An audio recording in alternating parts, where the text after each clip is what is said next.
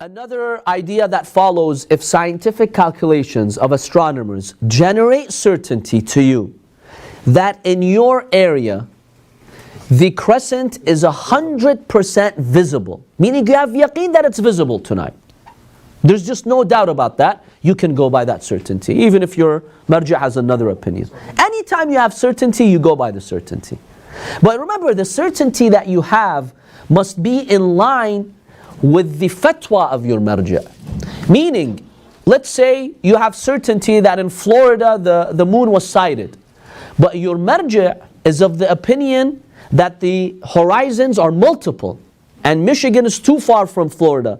In that case, you have certainty that the moon is visible in Florida, but that's not good enough for you because you are following a marja who does not accept the unity of horizons. So keep that in mind as well. Oh, yeah, I know. But if it's in your area, then definitely.